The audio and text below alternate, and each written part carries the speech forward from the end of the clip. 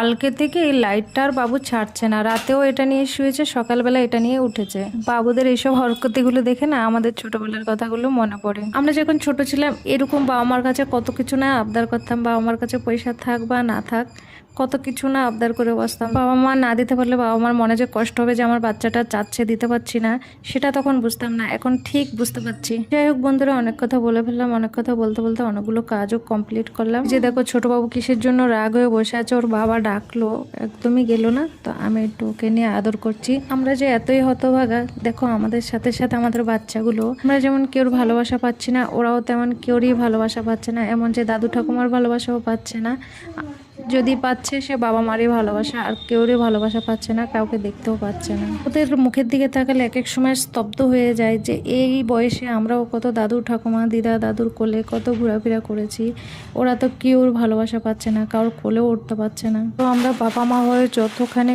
পারি ওদেরকে খুশি রাখার জন্য চেষ্টা করি। বাবুকে বুঝিয়ে ওকে নিচে ছেড়ে বেডটা গুছিয়ে ঘর ঝাড় দিয়ে ঘর মুছে চলে আসলাম, বাইরেটাও ঝাড় দিয়ে বাইরেও ঝাড় দিয়ে নিচ্ছি, যেহেতু আমি নিচে একা ভাড়াটিয়া আর উপরে একজন আছে। ওরা এখান থেকে হাঁটা চলা করে না, খালি গাড়িটাই ওরা রাখে, আর ওই পাশে ওই পাশ দিয়ে রাস্তা আছে, আরেকদিন কোনো ভিডিওতে তোমাদের দেখাবো, ওখান দিয়ে ওরা হাঁটা চলা করে। যেহেতু আমরা নিচে একা থাকি তো নিচটা পুরা আমাদেরকে প্রত্যেকদিন ঝাড় দিতে হয়, যেরকম বাড়িতে আমরা ঝাড় দিই ধুই মুছি সেটাই আমাদের করতে হয়। ঘুমটিকে ওটার সাথে সাথে কিন্তু ঘড়ির দিকে আগে তোমাদের দাদাভাই দেখে কয়টা বাজে, তো আজকে ঘড়ির দিকে তাকিয়ে দেখছে ঘড়িটা বন্ধ হয়ে গেছে, তো সাথে সাথে ব্যাটারি এনে লাগিয়ে নিল। তোমাদের দাদাভাই তো ডিউটি চলে গেল, বাবুরা স্কুলে গেছে, আমি জামা কাপড় গুছিয়ে স্নান করে এই শাড়িটাও পরে এই যে যাচ্ছি এখন ফুল আনতে।